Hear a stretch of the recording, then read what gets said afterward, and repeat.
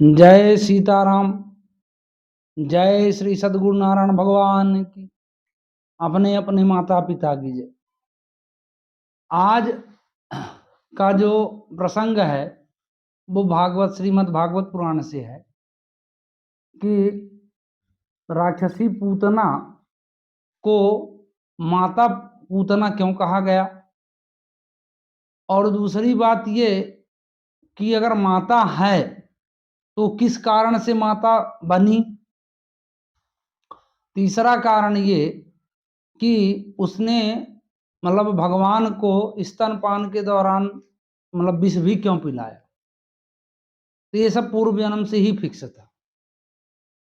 और एक चीज और है कि भगवान से जिसने द्रोह किया है, चाहे प्रेम किया हो, वास्तविक द्रोह किया है, अगर द्रोह मतलब चिंतन देखिए, आदमी का चित्त उसी व्यक्ति के पास जाता है तो बिल्कुल परम प्रिय हो, और ये तो परम दुश्मन हो। बीच वाले में मन भटक जाएगा, लेकिन परम वाले में कहीं नहीं भगेगा। या तो दुश्मनी कर लो या तो दोस्ती कर लो।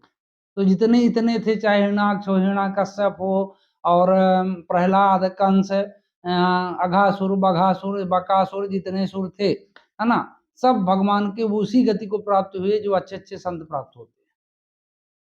उसी प्रकार माता पूतना का भी वही हाल हुआ जो माता कौशल्या, माता कैकेयी और माता यशोदा, माता जितनी भी माताएं थी देव की, इनका जो जो गति इनको प्रदान हुई वही गति माता पूतना को प्रदान हुई। तब माता पूतना में क्या था ऐसा, है ना। तो ये कथा उस समय शुरू होती है जब राजा बलि ने 99 अश्वमेध यज्ञ पूरे कर लिए। राजा बलि की 99 अश्वमेध यज्ञ पूरा करने के दौरान पूरे देवताओं में खलबली मच गई कि अगर अब 100वां अश्वमेध यज्ञ पूरा हो गया तो ये स्थायी देवराज बन जाएंगे।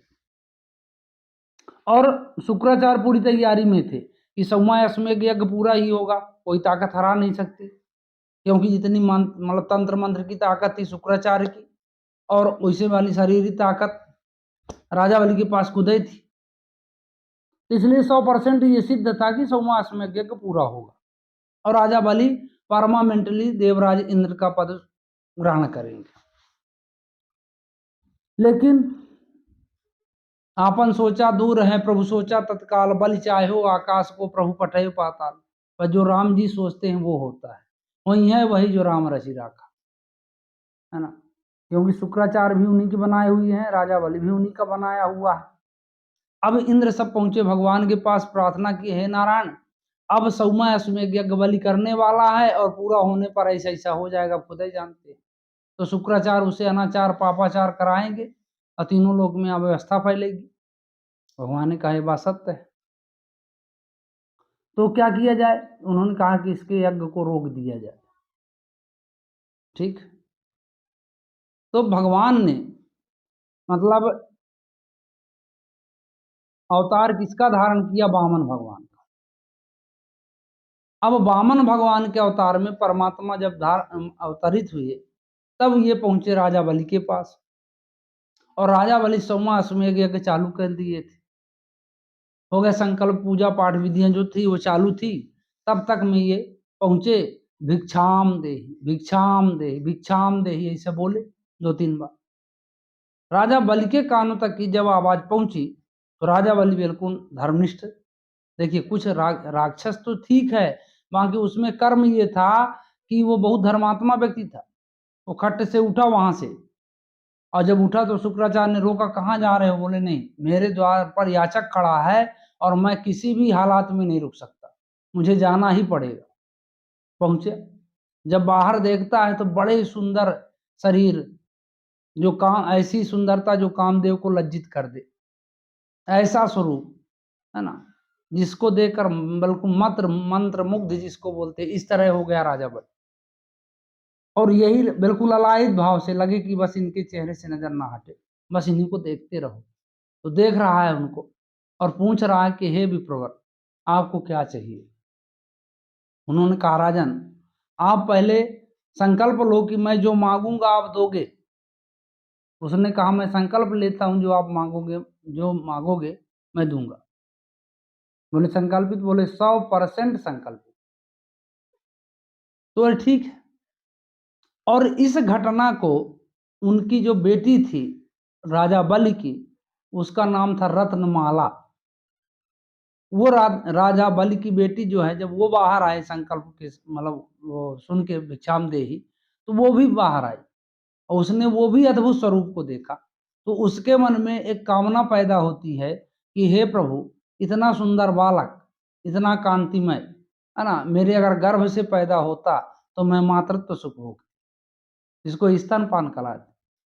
परमात्मा बहुत भक्त वत्सल है ना, आनंद कंद, सच्चिद आनंद घन, जो भी मानो आप, जितने शब्द हैं वो सब कम है।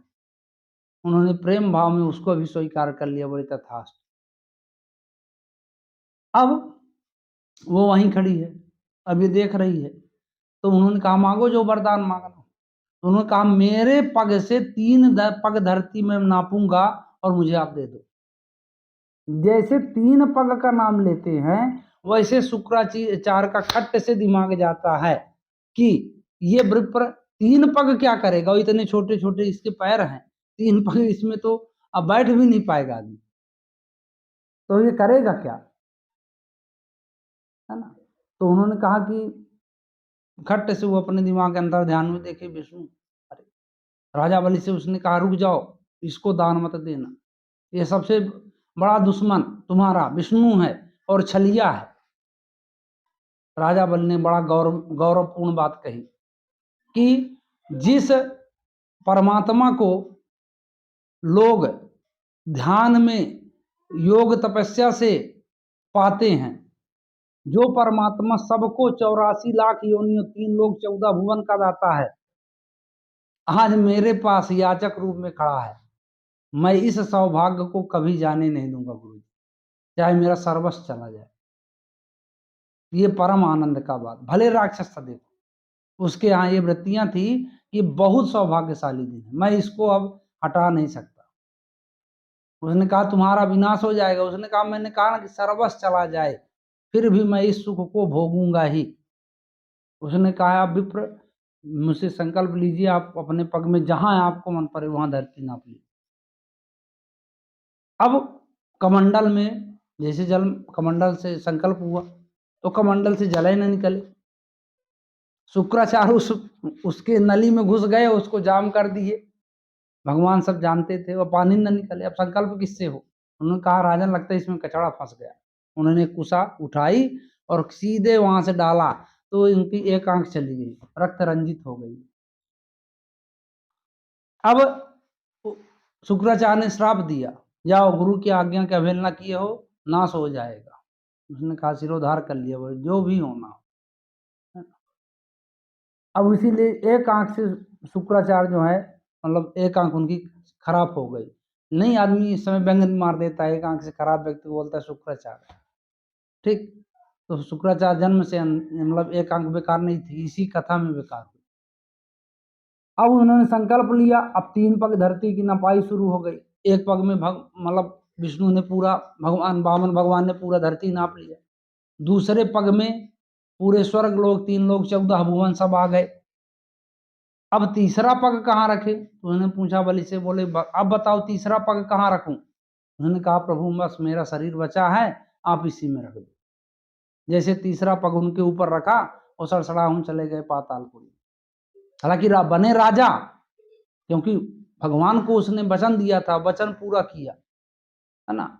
लेकिन रत्नमाला जो उनकी पुत्री थी, उसने ये देखा और मन में पुनः कल्पना किया कि अगर इस तरह का बालक, मेरे छलिया बालक मेरे कोख से पैदा हो, तो मैं उसको स्तन में दूध में जहर मिला के पिला दूं। भगवान वो भी भक्त वत्सल है, उसने कहा था, भगवान ने कहा था। अब वही कुटिल भाव, परमात्मा के कुटिल भाव के कारण रत्नमाला का जो दूसरा जन्म होता है, वो पूतना राक्षसी के रूप में होता है। और पूतना राक्षसी जो है कंस के गैंग में थी, है ना। छोटे छोटे मतलब निरपराध निर्दोष बच्चों की हत्या वो कर चुकी थी, कितने बच्चों को स्वर्ग लोक पहुंचा चुकी थी, है ना। फिर वो भगवान की हत्या करने के लिए चली, तो परमात्मा चाहते तो एक सोंट में ही उसका प्राण अंत कर देते, लेकिन परमात्मा को 2 वरदानों की पूर्ति करना था, पहला माता का सुख और दूसरा फिर शत्रु भाव। इन्होंने आराम से पहले स्तनपान शुरू किया। फिर पहले तो माता वाला हो गया, और जब दूसरे का नंबर आया तब उन्होंने प्राण उस दूध स्तन से दूध के साथ प्राण सोखना शुरू किया। तब वो खलबलाई और भगी वहां से। पूतना के जब प्राणांत हुए, पूतना वहां से गिरी। और कहते हैं, भागवत पुराण में लिखा है कि पूतना 18 किलोमीटर मतलब 6 योजन, है ना, 18 किलोमीटर की आज के डेट। तो भगवान उसके वक्ष स्थल में खेल रहे थे। और जो व्यक्ति 18 किलोमीटर का आज के डेट में होगा, तब उसका लंबाई चौड़ाई ऊंचाई तो लगता है 2 4 10 मंजिला का तो पूरा शरीर ही होगा। भगवान दिखाई नहीं दे रहे थे, तो उसमें किसी तरह नसेनी उसेनी लगा के उनको देखा गया, उठाया गया, है ना। तो ये जो रत्नमाला है यही पूतना बनी। इसलिए भगवान ने अंतिम समय में उनको पूतना माँ कहा है कि माता पूतना वही गति प्रदान किए माता पूतना को जो कैकेयी, कौशल्या, देवकी, यशोदा इनको प्राप्त हुई है ना। तो इसीलिए इनको, और राजा बलि आज भी पाताल लोक के मतलब पुराणों के अनुसार से राजा है। तो मैं ये चाहता हूँ कि हम भी किसी भी प्रकार से भगवान का चिंतन करें और प्रेम भाव में करें, क्योंकि शत्रु भाव में हमारी उतनी ताकत भी नहीं हो, करना भी नहीं चाहिए। ना हम कंस बन सकते, ना रावण बन सकते, है ना। पर तुलसीदास बन सकते हैं, कबीर दास जी के मतलब आकलन कर सकते हैं, मतलब बन सकते हैं, मतलब उनके रास्ते में चल सकते हैं।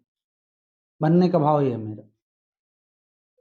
अतः आप लोगों से निवेदन है कि बढ़िया सीताराम राजा राम, ओम नमो भगवते वासुदेवाय, राधे कृष्ण, जो भी आपका मन पड़े इनमें 10 15 20 मिनट 1 घंटा जो भी आपके पास समय पर हो देना है, क्योंकि तभी मंगलमय होगा। इसी आशा के साथ कि आपका सभी का जीवन मंगलमय हो। जय सीताराम।